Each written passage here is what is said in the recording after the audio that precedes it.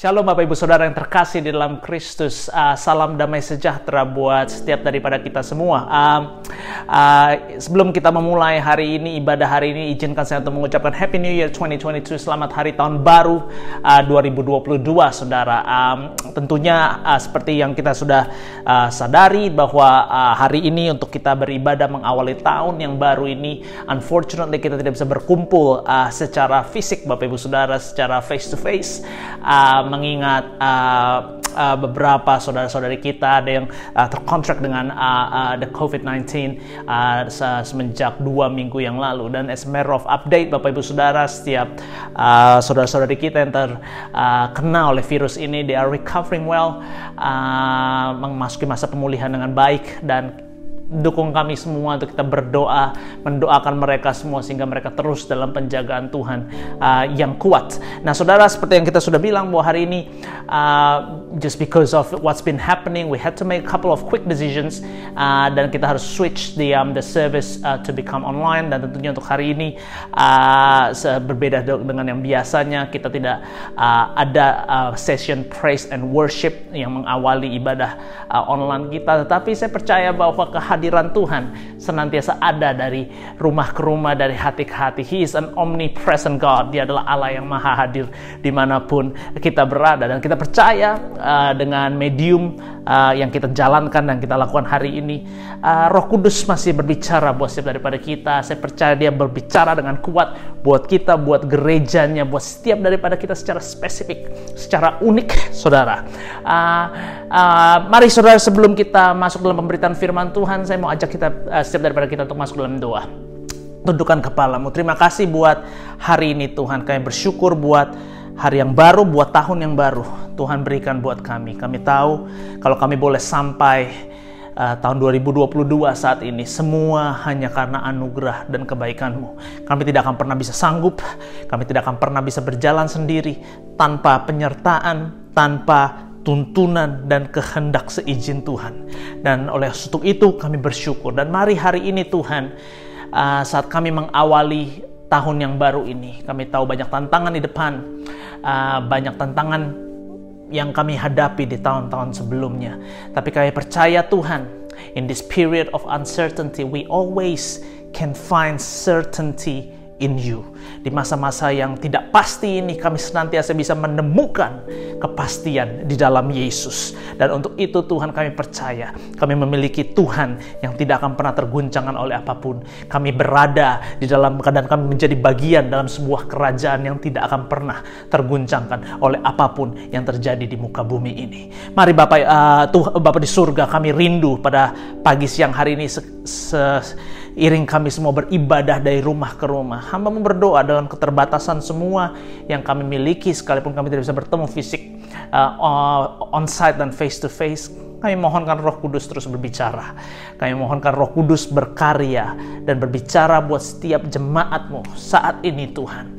Saat kami beribadah, membuka hati kami, sirami kami dengan kebenaran firman-Mu. Roh Kudus sentuh kami, berikan perspektif baru, sehingga saat kami memasuki tahun yang baru ini, kami masuki dengan spirit yang baru, dengan semangat yang baru, dengan hati dan mindset yang baru. Urapi hamba-Mu, semua yang hamba terima, perenungan-perenungan, pewahyuan-pewahyuan, semuanya milik-Mu Tuhan. Dan hamba-Mu hanya berdoa, izinkan setiap message yang disampaikan menjadi message yang membangun, menguatkan, memurnikan jemaat-Mu City Gate, memurnikan setiap daripada kami. Urapi hamba-Mu, biar perkataan-perkataan yang tersampaikan menjadi perkataan yang sederhana, tetapi dipenuhi oleh kuasa Roh Kudus atas kami. Terima kasih, kami excited untuk menjamut kebenaran firman-Mu pada siang hari ini. Demi nama Tuhan Yesus, kami telah berdoa dan bersyukur. Sama-sama kita katakan amin, Bapak Ibu Saudara. Puji Tuhan.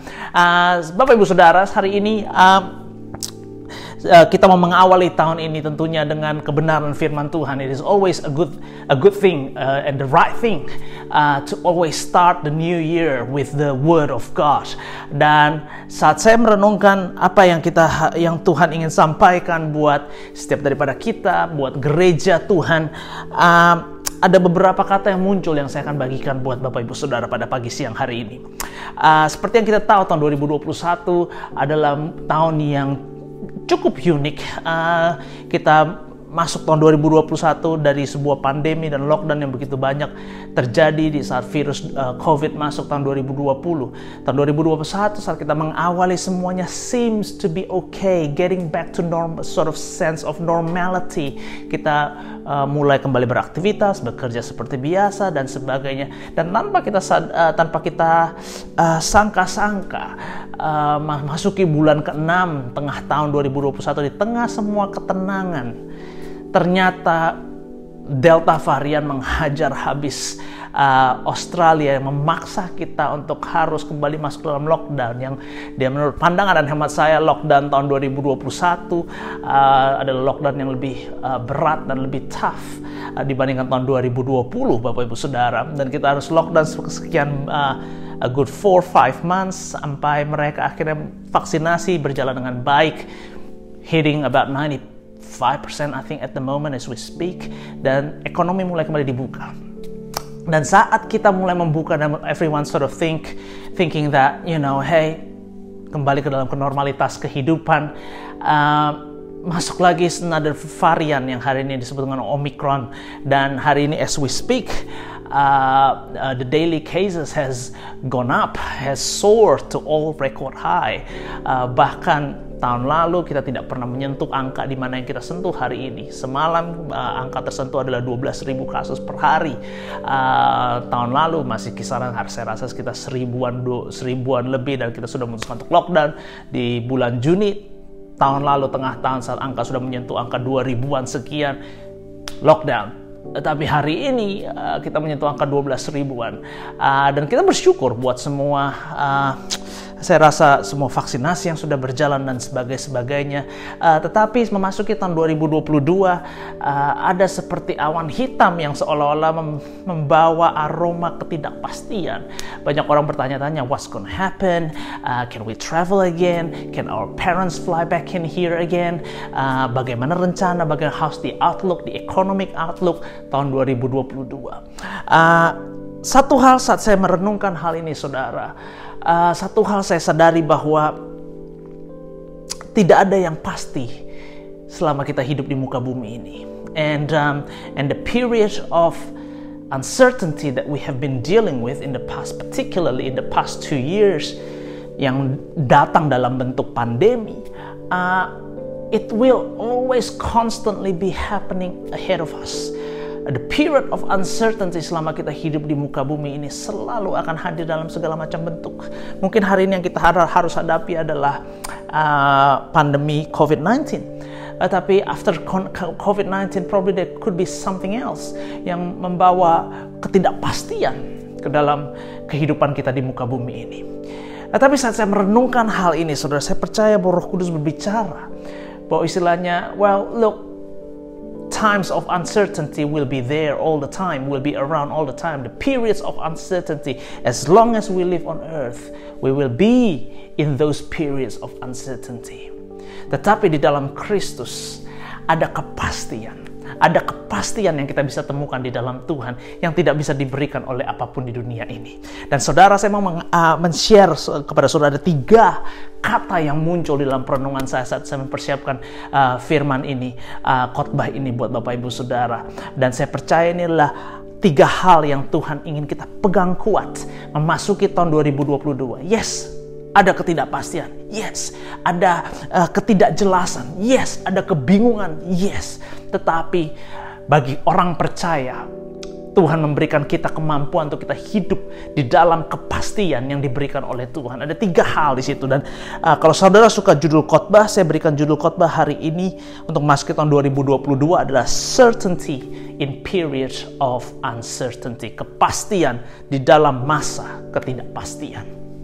Nah, saudara, ada 3 kata yang saya mention tadi, dan saudara harus pegang ini baik-baik selama tahun ini. Yang kata yang pertama adalah faith, iman, saudara. Faith atau iman. Nah, Ibrani pasal 11 ayat 1 saya bacakan buat saudara. NIV translation mengatakan begini, now faith is confidence in what we hope for and assurance about what we do not see. Nah, saudara, faith dikatakan adalah confidence in what we hope for, assurance about what we do not see. Now, faith is essentially then is about confidence and assurance. tentang keyakinan, tentang kepastian, tentang sebuah kepercayaan diri, saudara, ya, confidence and assurance. Dan saudara, saya mau mengatakan begini, bahwa faith is best tested in period of uncertainty. Karena di dalam masa-masa ketidakpastian inilah, ketidakyakinan inilah, Anda sulit menemukan keyakinan, Anda sulit menemukan confidence and assurance. And that's the reason why kenapa kata ini muncul, bahwa di masa-masa yang penuh ketidakpastian, faith menjadi sebuah permata yang kita harus pertahankan. Faith menjadi sebuah elemen yang kualitas yang kita harus perkuat dalam hidup kita. Faith is about that confidence and assurance. Dan saya mengatakan begini, bahwa faith, iman paling baik diuji, paling baik untuk iman diuji dan didewasakan dan dimatangkan di dalam masa ketidakpastian. Nah, saudara, saya mau memberikan sebuah definisi faith seperti begini. Faith is an absolute confidence in the goodness of God. Faith is a total assurance in the sufficiency of Christ.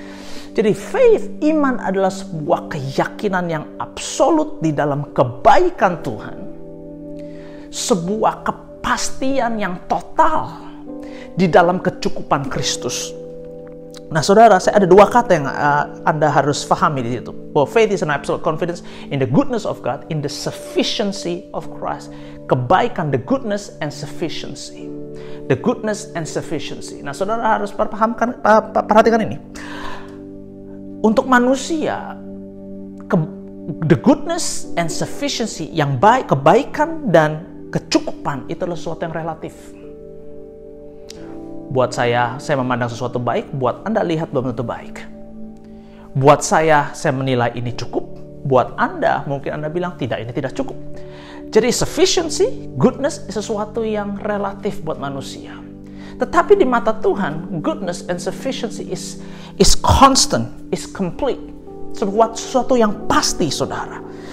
Dan saudara, saya mau buka, perhatikan kitab Markus pasal 10 ayat 17-18.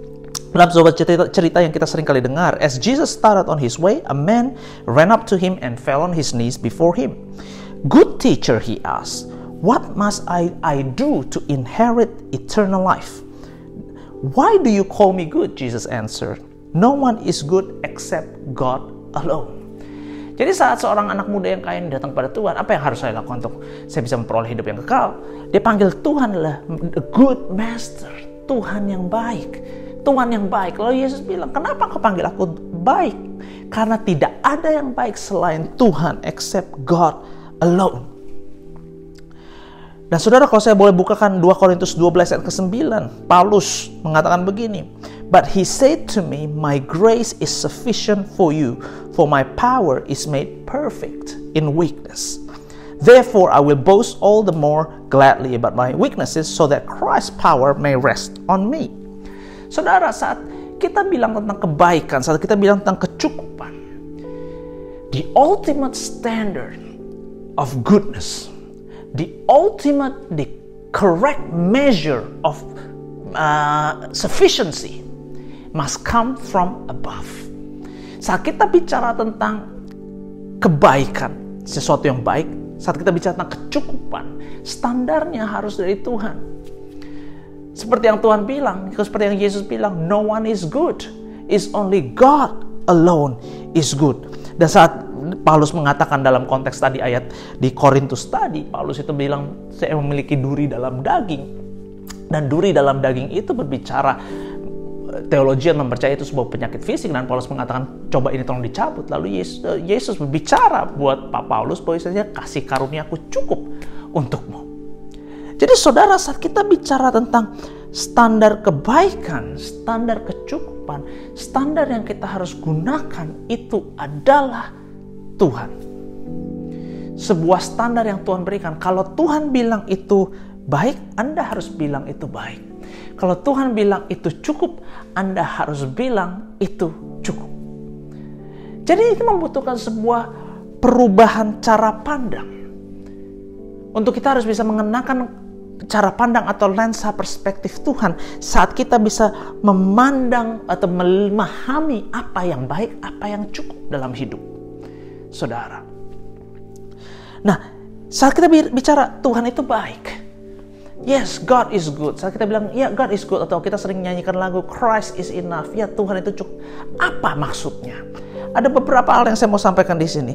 When we are talking about the goodness of God and the sufficiency of Christ, we believe in His wisdom, His power, His presence, His love.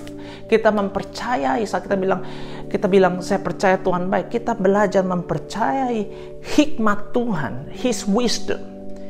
Because He is an omniscient God. Dia adalah Tuhan yang maha tahu. His power, He is an omnipotent God. Dia adalah Allah yang maha kuasa. He is presence. He is an omnipresent God. And His love, He is an omnibenevolent God. Now let's stop there for a minute. Saat kita bilang kenapa iman ini menjadi penting di masa-masa yang tidak pasti. Dan kenapa iman memberikan sebuah kepastian. Karena iman adalah bicara sebuah keyakinan, absolute confidence in the goodness of God. Dan kita bisa bilang, saat Anda mempunyai iman di masa-masa yang ketidakpasti ini, Anda bisa bilang, yes, I believe in the wisdom of God. He is an omniscient God. Dia adalah Allah yang maha tahu. Dengan kata lain begini, Anda bisa berkata bahwa Tuhan, hari ini aku tidak mengerti. Aku tidak mengerti yang terjadi. Aku tidak mengerti kenapa aku harus menanggung hal-hal ini. Aku tidak mengerti kenapa aku harus mengalami hal-hal tersebut. Tetapi Anda bisa bilang sama Tuhan, Tuhan, tapi aku tahu bahwa Engkau adalah, aku percaya kepada keputusanmu, aku percaya kepada penilaianmu, apa yang Kau pandang baik. Aku mempercayai judgmentmu, penghakimanmu, aku mempercayai penilaianmu. Engkau adalah Allah yang maha tahu. Aku mempercayai cara Engkau memelihara dan cara Engkau menuntun aku dalam hidup. Itu iman. Iman juga berbicara bahwa we have the absolute confidence in His power. He is omnipotent. Dengan kata lain begini, Anda mempercayai bahwa Dia adalah Allah yang maha kuasa. Dia adalah Allah yang sanggup mengerjakan perkara besar. Bahkan Dia adalah yang sanggup memberikan mujizat demi mujizat, perkara supranatural yang luar biasa buat hidupmu, yang sanggup menolongmu. Anda mempercayai itu.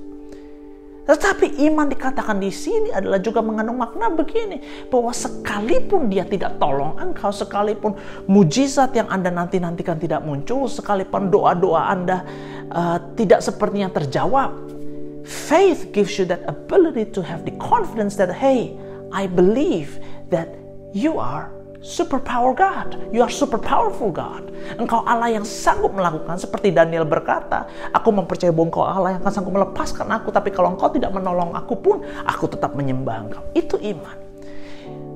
Iman juga memberikan kita kemampuan berkata bahwa He's an omnipresent God. Maksudnya apa? Bahwa istilahnya saat kita merasa mungkin hari ini saudara di tengah-tengah masa yang tidak pasti, Anda merasa, saya tidak merasakan kehadiran Tuhan dalam hidup. Saya tidak merasakan seperti ada influence pengaruh Tuhan dalam hidupku.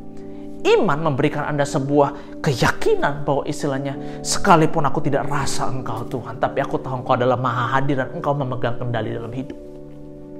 Anda mungkin merasa hari ini seperti dunia dipermainkan, seperti Tuhan melepas kendali, kenapa ini COVID bisa menghabisi dunia dan sebagainya. Tapi iman memberikan Anda sebuah kepastian bahwa Anda mempercayai bahwa Dia adalah Allah yang tetap memegang kendali atas seluruh kehidupanmu. He's an omnibenevolent God.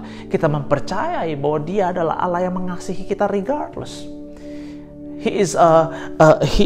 We trust in His love.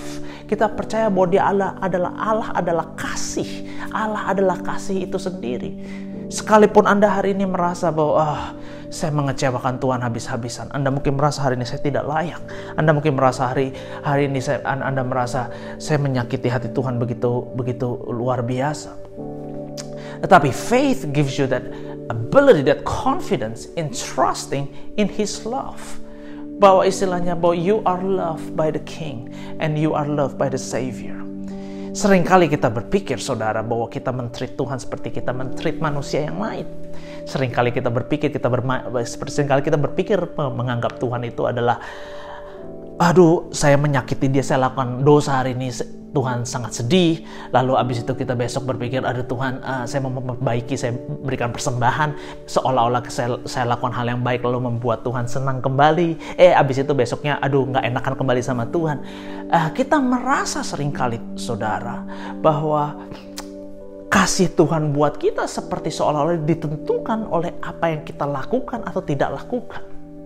Saya mau mengatakan begini saudara, bahwa the grace, kasih karunia Tuhan adalah tidak ada yang Anda bisa lakukan untuk membuat Tuhan mencintaimu lebih, dan tidak ada yang bisa Anda lakukan untuk membuat Tuhan mencintaimu kurang. There is nothing that you can do to make God love you more, to make God love you less. Dengan kata lain, bahwa kasih Tuhan itu constant dan komplit buat setiap daripada kita. Regardless of what we do, Tuhan mengasihi kita. Itu tidak sesuatu yang tidak bisa diubah. Karena Dia adalah kasih pada akhirnya. Jadi saudara, saat kita mengatakan kenapa iman menjadi komoditas penting di masa yang tidak pasti ini. Kalau kita tidak mempunyai keyakinan, kepercayaan, absolute trust, percaya yang penuh, pisteuo, percaya yang penuh in His power, His wisdom, His love, His presence. Dalam 4 hal ini, maka Anda akan mudah terkecewakan oleh keadaan dunia ini. Anda akan mudah terkecewakan oleh keadaan di dunia ini. Saudara, faith memampukan Anda untuk tetap menaruh kepercayaan penuh terlepas dari situasi hidup yang mencengkeram Anda, di luar Anda. So that's the first word, faith, yang penting, yang Anda harus pegang di masa yang penuh ketidakpastian ini. Kata kedua yang saya mau sampaikan adalah wisdom, hikmat. Saudara, wisdom is valuable. Wisdom is indispensable possession di masa-masa yang tidak pasti. Saya berikan Anda beberapa alasan. Yang pertama, Amsal 24 ayat 13. Eat honey, my son, for it is good. Honey from the comb is sweet to your taste. Know also that wisdom is like honey for you. If you find it, there is future hope for you, and your hope will not be cut off. Poin pertama, kenapa wisdom menjadi penting dan krusial di masa yang tidak pasti ini? Karena yang satu, wisdom leads into a future filled with hope. Hikmat membawa Anda kepada masa depan yang penuh dengan harapan. Perhatikan tadi, katakan begini. If you find the wisdom, there's a future hope for you, and your hope will not be cut off. Di masa-masa yang penuh tidak pasti, Anda merasa, penuh ketidakpastian. Tuhan mengatakan saat Anda menemukan wisdom, hikmat, maka Anda dibawa kepada masa depanmu penuh harapan. Alasan kedua, Amsal 8 ayat 32-36. Now then, my children, listen to me. Ini wisdom mengatakan, listen to me. Blessed are those who keep my ways. Listen to my instruction and be wise. Do not disregard it. Blessed are those who listen to me, watching daily at my doors, waiting at my doorway. For those who find wisdom, find life and receive favor from the Lord. But those who fail to find wisdom harm themselves. All who hate me love death. Alasan yang kedua, wisdom leads to life and favor of God. Saat Anda memiliki hikmat, firman Tuhan mengatakan begini, saat Anda berhikmat, Anda menemukan kehidupan dan perkenanan Tuhan. Luar biasa. Alasan ketiga, Amsal 3 ayat 13-18. Blessed are those who find wisdom, those who gain understanding. For wisdom is more profitable than silver and yields better returns than gold. Wisdom is more precious than rubies. Nothing you desire can compare to her. Long life is in her right hand. In her left hand are riches and honor. Her ways are pleasant ways, and all her paths are peace. She is a tree of life. Of those who take hold of her, those who hold her fast will be blessed. Wisdom leads into a blessed and sustainable life. Hikmat menuntunmu masuk ke dalam hidup yang diberkati dan sustainable. Sustainable itu apa ya? Berjangka, tahan. Sustainable itu berkesinambungan, saudara ya. Bertahan dalam segala musim kehidupan. Hikmat di situ. Jadi saudara, tentunya saat kita bicara ini, semua all these outcomes yang wisdom berikan. Hikmat dikatakan membawa apa? Kehidupan, perkenanan, masa depan penuh harapan, berkat dan sustainability, sebuah kesinambungan. Tentunya ini harus dipandang dalam konteks kekekalan dan dalam konteks yang memuliakan Tuhan. Ini tidak bisa dibicarakan dalam konteks dunia. Jadi saat saya mengatakan ini, Pastor Frankie kenapa berbicara seperti kita hidup diberkati? Saya harus mengatakan begini, ada berkat spiritual yang kekal yang Tuhan sediakan buat setiap daripada kita. Saat Alkitab mencatat tentang masa depan yang penuh harapan, masa depan yang penuh kepastian, itu kita bicara dalam konteks kekekalan saat kita pulang ke rumah Bapa bersama Tuhan, bukan di dunia ini, saudara. Jadi saudara kita bilang, all those outcomes that wisdom produces in life, we must view them in the context of eternity and God glorification. Kenapa? Karena banyak bentuk kesenangan, hidup diberkati, harapan, kebahagiaan hidup, kesinambungan hidup yang kita bisa dapatkan di luar Tuhan di dalam dunia ini. Ada. Tetapi itu bukan yang wisdom tawarkan, itu yang bukan yang hikmat tawarkan. Yang hikmat tawarkan adalah kehidupan, kesinambungan, masa depan, pengharapan yang ditemukan di dalam Kristus dalam konteks masa yang kekal bersama Tuhan, memuliakan Tuhan di masa yang kekal bersama Tuhan. Nah, jadi saudara, wisdom, apa wisdom? Apa itu hikmat? Hikmat, kalau saya mau berikan sebuah definisi, adalah wisdom is the ability to discern good from evil. Kemampuan Anda untuk bisa membedakan, membedakan yang baik dari yang jahat. Nah, kenapa ini perlu hikmat? Karena kita harus sepakati tadi, kenapa kita bicara tentang faith dan goodness tadi di poin yang pertama. Karena sesuatu yang baik itu di mata manusia adalah sesuatu yang relatif. So that you need to be able to discern what is good in life. Dan selama kita hidup di dunia ini, kita harus mempunyai kemampuan untuk kita bisa membedakan, kita bisa menganalisa, menilai apa yang baik. Karena sesuatu yang good ini seringkali tidak jelas, may not be obvious in life. Sesuatu yang saya pandang baik bisa Anda pandang tidak baik. Karena penuh dengan relativitas, saudara.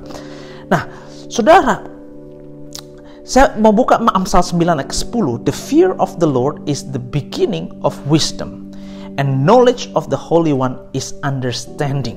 The fear of the Lord is the beginning of wisdom. Jadi dikatakan permulaan hikmat adalah takut akan Tuhan dan juga pengenalan, knowledge of the Holy One. Nah, tadi di poin pertama kita, kenapa? That's the reason why we have to understand the concept of goodness. When we say God is good, the concept of goodness, the ultimate standar dari kebaikan itu harus Tuhan. Standar sesuatu yang baik itu harus penilaiannya sesuai dengan nilai, kriteria, dan standar Tuhan. Tidak bisa tidak. Dan disinilah it makes sense saat Tuhan mengatakan begini, permulaan hikmat adalah takut akan Tuhan. Karena hikmat adalah kemampuan kita untuk membedakan yang baik dengan yang jahat.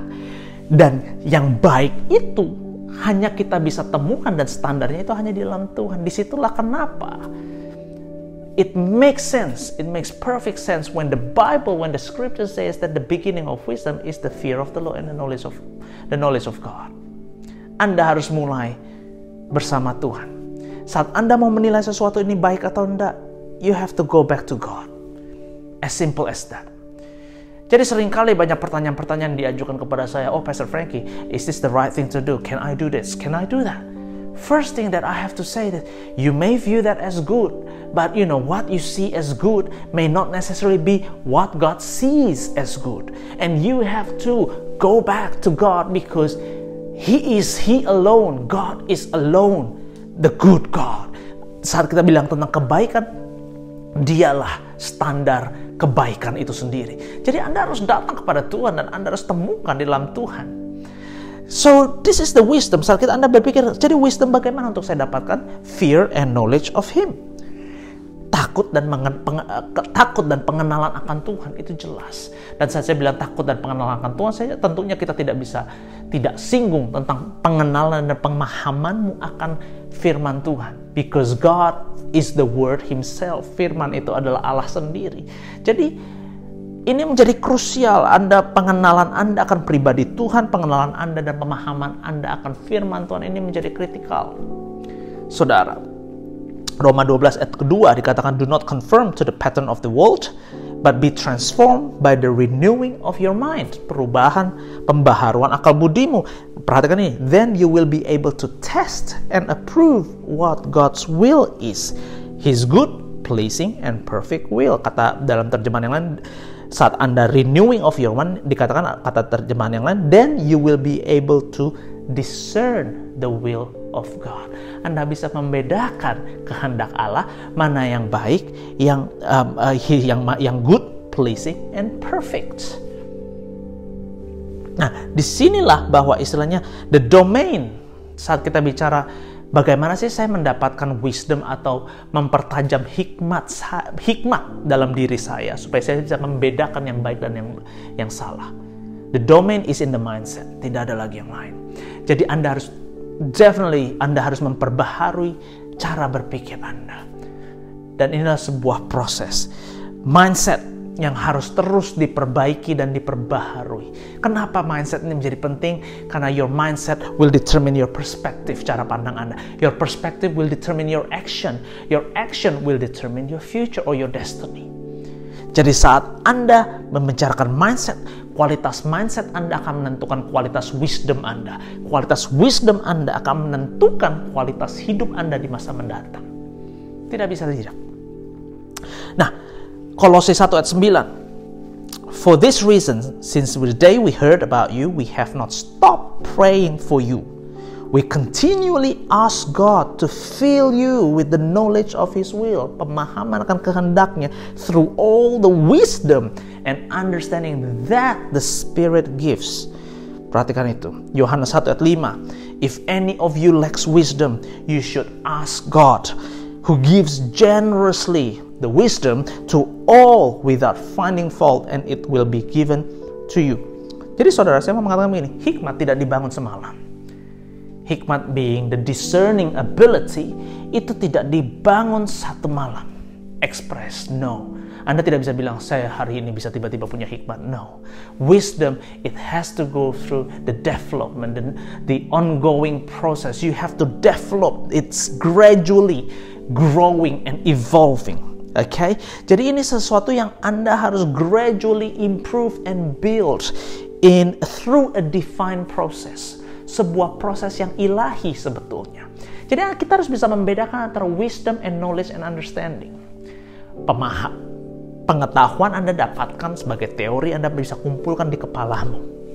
Understanding, Anda memahami kenapa certain things are like that. Tetapi wisdom ini adalah is a defined process. Makanya tadi kenapa saya buka Kolose 1 ayat 9, Paulus berkata begini, I pray, we haven't stopped praying for you, to ask God to continually fill you with the knowledge of His will through the wisdom understanding that the Spirit gives. Ternyata ada roh hikmat, roh wahyu yang Tuhan berikan buat kita. Jadi ada sebuah proses ilahi, sifatnya spiritual wisdom itu. Wisdom itu bersumber dari Tuhan, Bapak Ibu Saudara. Anda bisa dapatkan knowledge dari mendengar khotbah-khotbah mungkin. Anda bisa mendapatkan pemahaman-pemahaman baru dari buku-buku yang Anda baca. Tapi wisdom, hikmat, Anda dapatkan dari interaksimu dengan Tuhan. He gives, and that's the reason why Paulus berdoa, we pray, continuously pray. Dalam kitab Yakobus tadi dikatakan bahwa kalau Anda kekurangan hikmat, berdoalah, datanglah kepada Tuhan dan mintalah hikmat. Jadi saudara, wisdom is not something that you possess out of just the knowledge. Kita harus bisa berpikir, kalau Anda memahami pemahaman Alkitab yang banyak, tidak menjamin Anda punya hikmat dalam hidup. Pengetahuan adalah sesuatu yang sifat teori. Hikmat adalah sesuatu yang memampukan Anda untuk bisa memilih dan berpikir dan bertindak dalam practical terms. Anda making the right decision, doing the right action at the right time. Itu yang membedakan hikmat dengan pengetahuan. Dan disinilah saya harus mengingatkan Bapak Ibu Saudara. Saat Anda membangun spiritualitas Anda, pastikan bahwa Anda tidak membangun sebatas pengetahuan firman Tuhan. Dan probably this is a good opportunity for you, for me to encourage you, starting this year, sign up to a Bible reading plan, to the annual reading plan, so that you read your Bible throughout the year, yourself under the guidance of the Holy Spirit. Saya mau mengatakan begini, Anda boleh mendengar khotbah-khotbah hamba-hamba Tuhan, Anda boleh membaca buku-buku rohani yang banyak dan luar biasa, Anda boleh memperbanyak knowledge-mu seperti cara itu. Tapi di saat Anda tidak menyediakan waktu Anda untuk merenungkan firman Tuhan sendiri, menjumpai pribadi Tuhan melalui masa-masa saat teduhmu, Anda akan kehilangan kesempatan untuk mendapatkan hikmat tersebut. Saya ulangi sekali lagi. Khotbah-khotbah yang Anda dengar dari hamba-hamba Tuhan, buku-buku yang Anda baca, buku-buku rohani yang Anda baca, tidak cukup untuk menggantikan waktumu duduk diam di bawah kaki Tuhan merenungkan kebenaran firman Tuhan. Saat Anda lakukan itu, yang Anda bangun adalah pengetahuan rohani. Yang Anda bangun adalah pengertian teologis, tapi bukan hikmat. Karena hikmat hanya datang dari roh Tuhan. Hikmat hanya datang saat Paulus tadi mengatakan, God will fill you with the knowledge of His will through the wisdom and the understanding that the Spirit gives. Roh hikmat, roh wahyu. Anda butuh hikmat, Anda butuh Tuhan. Matius 7 ayat 24. Saya bacakan. Therefore everyone who hears these words of mine and put them into practice is like a wise man who built his house on the rock.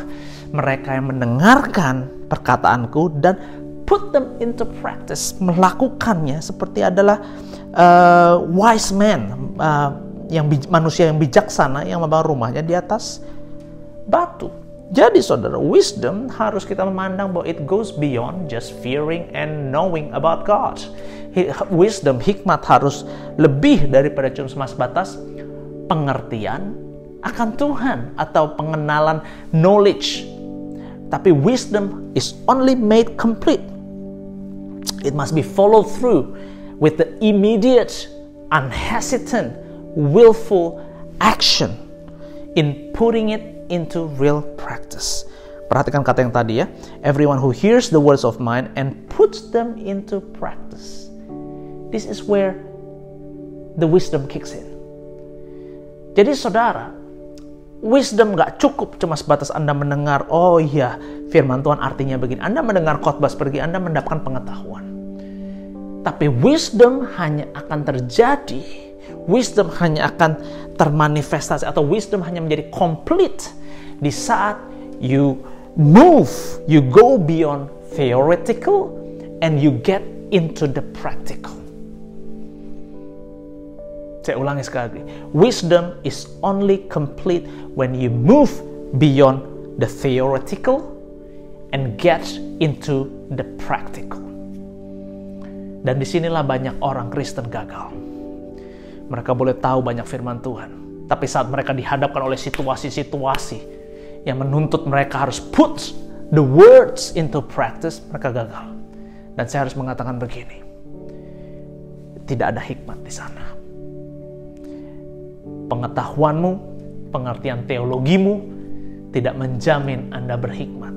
Karena yang menjadikan Anda berhikmat adalah di saat Anda diperhadapkan dalam sebuah situasi, you put the knowledge into practice. Wisdom gets practical. Hikmat adalah sesuatu yang sangat praktis sifatnya saudara. Jadi saudara, kalau Anda mengerti pengertian firman Tuhan, tapi Anda gagal to put them into practice, Anda belum bijaksana.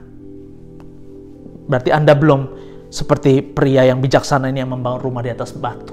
Berarti rumah yang Anda bangun, hidup yang Anda bangun, kalau Anda cuma sebatas tahu firman Tuhan tapi tidak put them into practice, hanya seperti rumah yang dibangun di atas pasir, yang pasti di saat ketidakpastian mengguncang, rumahmu rubuh, hidupmu kolaps. Dan kita tidak mau menjadi seperti orang tersebut. Jadi saudara, wisdom, saya kalau berikan definisi berikutnya, wisdom tadi yang pertama adalah is ability to discern good from evil. Berarti definisi yang kedua yang saya mau berikan, wisdom is also the ability and the courage to choose and to do good over evil. Hikmat adalah sebuah kemampuan dan keberanian, komitmen untuk Anda memilih dan melakukan yang baik atau yang benar di atas yang tidak benar. Saudara, kenapa saya sebut adalah ability to and also courage to choose and to do good over evil. Karena mengetahui yang baik, membedakan yang baik itu hanya tahap pertama. Itu baru setengah, 50% jadi. Banyak orang Kristen tahu, oh ini yang benar saya tahu, si Alkitab suruh saya begitu. Tapi kalau disuruh lakukan, tunggu dulu deh. Kita seringkali orang Kristen, kita punya semangat belajar, semangat memahami, semangat mendapatkan pengetahuan, tapi kita tidak punya nyali yang cukup untuk menghidupi apa yang benar tersebut. Sehingga seringkali banyak orang bilang sama saya, oh saya tahu sih itu salah, tapi ya mau gimana lagi pastor. Tahu sih, mestinya sih yang benar begitu. Tapi semua orang lakukan gitu. Kalau saya milih yang benar ini, saya hancur. Kita seringkali begitu. Tahu yang benar hanya setengah jadi.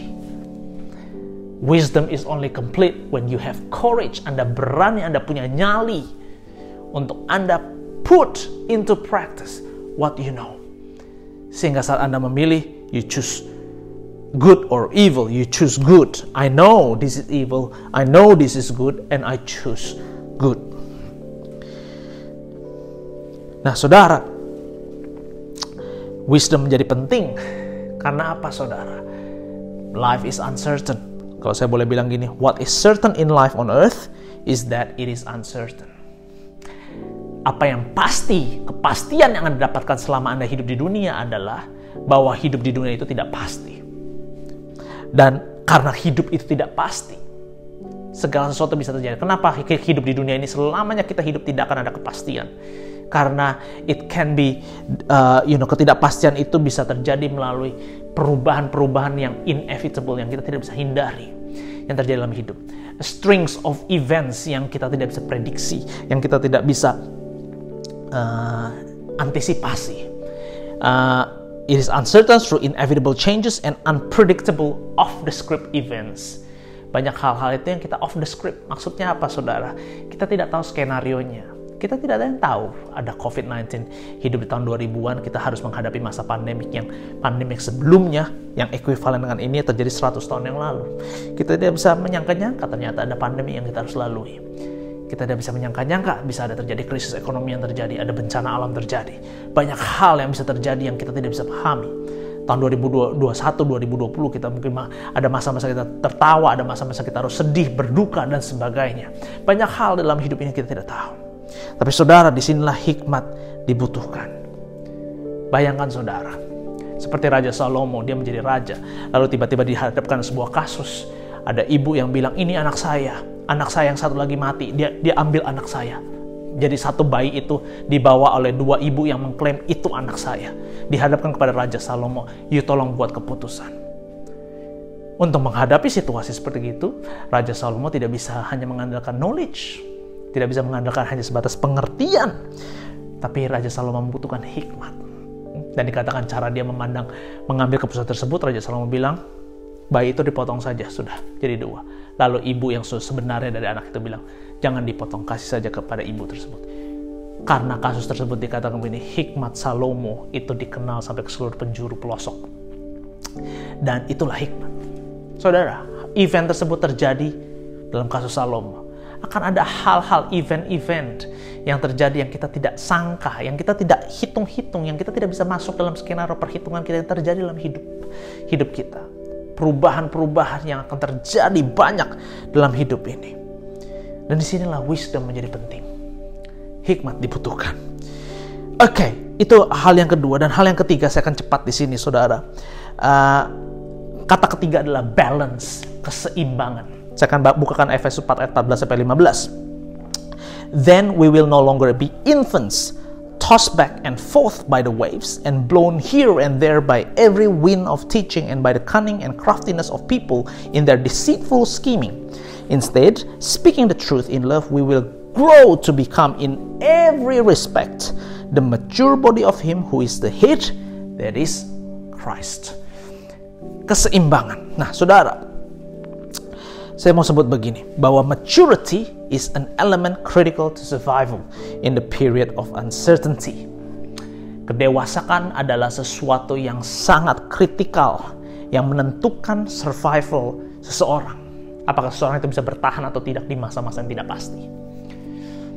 Kedewasaan itu penting di sini. Kalau tadi ayat tadi dikatakan begini ya, we will no longer be infants, kita tidak lagi menjadi seperti anak-anak.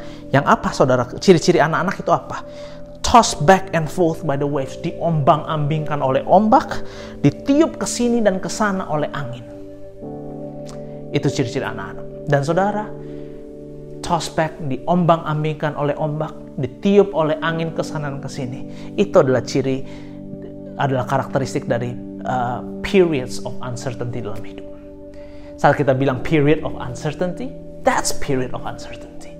Ketidakpastian yang bisa hari ini ada pandemi, jebret, ada yang besok terjadi, ada apa, menghombas kita sana dan sini. Kalau kita tidak dewasa, maka kita akan menjadi seperti Alkitab dikatakan begini, we are tossed back and forth, diombang-ambingkan dan ditiup ke sana ke sini oleh kehidupan, oleh dinamika kehidupan. Hidup adalah dinamis. Tanpa kedewasaan, we will lose ground. Seperti anak infant tadi, we will lose ground and we will become the victim of the dynamic situation. Kita akan menjadi korban dari situasi kehidupan yang dinamis. Nah, saudara, saat kita bicara kedewasaan, maturity must be achieved through a holistic growth. Pertumbuhan yang holistis sifatnya, yang optimally balanced and deeply rooted in Christ. Let me repeat this. Maturity must be achieved through a holistic growth. Kita bicara pertumbuhan ini harus holistik, harus penuh, harus komplit. Komplit dalam arti apa? Ciri-cirinya adalah there is optimally balanced, seimbang tapi optimum, dan deeply rooted in Christ. Jadi saudara berbicara tentang maturity, kedewasaan, harus bicara tentang apa? Pertumbuhan yang holistis sifatnya, yang optimally balanced. Dengan kata lain, itu berkembang ke segala arah tapi optimum dan berakar dalam Kristus. That's how you can achieve maturity. The true maturity harus karakteristiknya seperti begitu. Nah, growth, saat kita bicara pertumbuhan, must occur in every respect. Ayat tadi ya, Efesus pasal 4 tadi ya. Instead, speaking the truth in love, we will grow to become in every respect the mature body of him who is the head, that is Christ. Dengan kata apa? We will grow to become like Christ in every respect. Kita seringkali berbicara bahwa istilahnya, hey, keserupaan dengan Kristus, kita menjadi serupa dengan Kristus, yes. Dan Anda serupa dengan Kristus, we will grow to become like Christ in every respect. Dalam segala hal, dalam segala arah. Jadi pertumbuhan harus terjadi in every respect. Dengan kata lain, it must occur across all aspects of your life at an optimum level with Christ as the sole foundation. Anda harus bertumbuh ke segala arah dalam seluruh aspek kehidupanmu secara seimbang tetapi optimum, harus berfondasikan Kristus dan kebenaran. Dan disinilah Anda akan menjadi dewasa. Dan saudara, kenapa seimbang? Kata yang ketiga itu tadi saya sebut dengan balance. Itu menjadi penting. Saya harus menyampaikan begini. The absence of balance will lead to extremity. And extremity will lead to error. Saya ulangi sekali lagi. Ketiadaan keseimbangan dalam hidup akan mengarahkan Anda kepada ekstremitas. Ekstremitas akan mengarahkan Anda kepada error. Penyimpangan pasti terjadi di saat ketidakseimbangan hadir. Saya berikan Anda contoh. Kalau Anda fokus hanya membangun body build, olahraga terus, 24 jam sehari, Anda habiskan 20 jam. Olahraga terus, bodybuilding terus. Apakah bodybuildingnya itu salah? Tidak. Apa kesehatannya itu membangun fisik itu salah? Tidak. Tetapi tidak seimbang. Dihabiskan semuanya hanya untuk bodybuilding, bisa collapse. Anda membangun sistem keuangan Anda membangun keuangan yang sehat dalam rumah. Oh yes, Anda bangun, Anda pastikan Anda punya pemasukan yang cukup, manage expenses Anda punya tabungan yang cukup, mungkin Anda investasikan uang Anda. Yes. Apakah itu hal yang baik? Yes. Tetapi saat hidup Anda hanya fokus 90% konsentrasi Anda adalah bagaimana saja cari uang, maka akan ada penyimpangan di sana. Pasti bukan mencari uang yang salah, bukan memanage uang yang salah, tetapi ketiadaan keseimbangannya yang menyebabkan penyimpangan terjadi. Saat Anda mengatakan, oh yang penting prioritas saya adalah keluarga, istri anak, atau suami anak. Semua Anda habiskan energi, waktu, perhatian, semua uang Anda habiskan hanya keluarga. Apakah itu salah? Tidak salah. Keluarga tidak salah, keluarga harus memegang prioritas. Tetapi di saat itu sudah menghabiskan 90-100% dari usaha Anda, maka terjadi penyimpangan. Ada yang bilang, yang penting makan sayur aja. Kita tidak usah makan daging. Sayur saja yang penting sehat. Anda makan sayur tanpa ada asupan daging merah atau daging protein putih, tidak sehat. Apakah sayurnya salah? Tidak salah. Apakah sayurnya buruk? Tidak buruk. Tetapi ketiadaan keseimbangan yang mengakibatkan penyimpangan. Ada yang makan daging tanpa ada sayur. Apakah daging yang salah? Tidak. Ketiadaan keseimbangan yang menimbulkan penyimpangan. I think you got my point. Bahwa the absence of balance leads to extremity. And extremity will lead to error in life. Oleh sebab itu, kenapa Alkitab mencatat, you must grow in every respect. Dalam seluruh aspek hidupmu, Anda harus bisa bertumbuh dengan baik. Saya akan membawakan seri khotbah ini dalam beberapa minggu ke depan tentang keseimbangan. Kita harus memahami keseimbangan antara grace and truth, kasih karunia dan kebenaran. Anda fokus hanya kasih karunia pol 100%. Anda akan menimbulkan hidup Anda pasti akan Anda mengabuse, menyalahgunakan kasih karunia, dan Anda akan ceroboh dengan keselamatan Anda. Tapi kalau Anda fokus hanya dengan kebenaran tapi tidak ada kasih karunia, Anda akan menjadi Farisi. Anda akan menjadi legalistik, mudah menghakimi, tidak mudah menerima orang karena kita merasa kita paling kudus dan paling sempurna. Iya, betul kan? Kita harus belajar keseimbangan antara kekekalan dengan masa kita hidup di bumi ini. Kita boleh bicara selalu kita mau pulang ke rumah Bapa, masa hidup yang kekal. Yes, kita harus bicara itu. Tapi kalau kita tidak seimbang di sana, kita bicara cuma kekekalan. Anda akan menjadikan Anda apa, saudara? Orang yang tidak lagi punya niat untuk hidup di dunia. Ingin cepetanlah hidup berakhir, saya mau pulang ke surga. Sehingga apa? Anda melupakan tanggung jawab Anda hidup di dunia. Tetapi kalau Anda mau memfokuskan apa? Oke, kita mau bangun hidup kita selama di dunia. Kita bangun terus. Tapi Anda tidak melihat, punya kacamata terhadap kekekalan. Anda akan fokus pasti hidupmu duniawi. Kalau Anda nggak balance di sana, Anda fokus hanya sesuatu yang sementara ini, you pasti duniawi. Sudah 100%. Spiritual, non-spiritual. Kita harus imbang di sana. Kalau Anda hanya 100% spiritual terus, Anda setiap hari di rumah berdoa 24 jam. Anda nggak makan, nggak urus anak, nggak urus suami, pokoknya cuma bilang, saya mau dengar khotbah berdoa, dengar khotbah berdoa, memuji menyembah Tuhan 24 jam di kamar. Apakah spiritualitasnya? Tidak. Tapi Anda menjadi kultus di sana. Anda menjadi agamawi di sana. Tetapi saat Anda memfokuskan, yang penting non-spiritual deh, udah nggak usah spiritual mah, nggak usah penting. Ke gereja nggak mau, beribadah nggak mau, membaca Alkitab tidak mau, mendengar khotbah tidak mau, tapi Anda fokuskan, yang penting saya lakukan tanggung jawab saya sebagai karyawan, sebagai bisnismen, dan sebagainya, keluarga, dan sebagainya. Anda lakukan seperti itu, Anda menjadi makhluk yang duniawi juga. Anda melupakan Tuhan dan membangun seluruh hidupmu di seluruh aspek hidupmu, tapi Anda nggak membangun spiritualitasmu. Apakah memelihara tanggung jawab untuk keluarga salah? Tidak. Tetapi Anda harus memperhatikan semua pada proporsi yang tepat. Kita harus memperhatikan balance antara surrender and responsibilities. Ada orang Kristen yang selalu bilang, udahlah saya berserah aja, segala sesuatu saya berserah, tapi nggak pernah melakukan bagiannya. Mengekspek ada mujizat Tuhan yang menolong, memberikan dia hasil yang maksimal, tapi dia nggak mau bekerja. Cuma bilang, yang penting saya berserah, setiap hari berdoa. Anda pasti menyimpang di sana. Tapi kalau Anda memfokuskan responsibility, iya kita harus bertanggung jawab, kita harus bekerja, bertanggung jawab semua, tapi Anda lupa untuk bilang berdoa. Seperti Yakobus bilang, kalau Tuhan menghendaki besok aku ke sini, aku ke situ, maka terjadilah. Anda akan menjadi orang yang tidak mengandalkan Tuhan.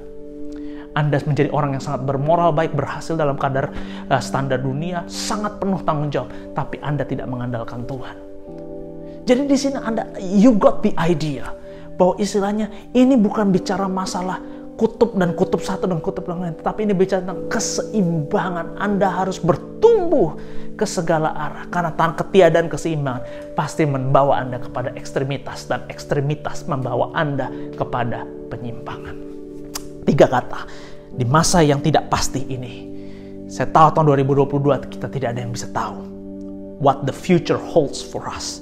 Tapi satu hal yang pasti, there is certainty that we can find in God. Dan yang memampukan kita untuk menjalani masa-masa yang tidak pasti ini. Yang pertama tadi kita bicara tentang faith, iman, wisdom, hikmat. Dan yang ketiga, keseimbangan. Selamat memasuki tahun 2022. Saya percaya bahwa Roh Kudus menyertai setiap daripada saudara, memberikan Anda tuntunan sehingga Anda bisa maksimal, Anda bisa menyenangkan Tuhan melalui segala apa yang Anda kerjakan. Amen. Mari tundukkan kepalamu, tutup matamu, kita berdoa. Terima kasih buat pagi siang hari ini untuk waktu yang Tuhan berikan, buat kebenaran firman Tuhan. Hamba percaya message ini Tuhan kau berbicara buat setiap daripada kami. Di masa yang penuh ketidakpastian, kami tahu hidup kami tidak akan pernah ada kepastian selama kita hidup di dunia. Tapi kami tahu Tuhan, ada kepastian yang kami bisa temukan di dalam Tuhan. Ada kepastian yang kami bisa temukan di dalam Tuhan. Oleh sebab itu hamba mau berdoa, masuki tahun 2022 ini Tuhan, hamba mau berdoa, Roh Kudus tolong kami. Mampukan kami sehingga kami bisa memasuki tahun 2022 ini Tuhan dengan iman yang kuat.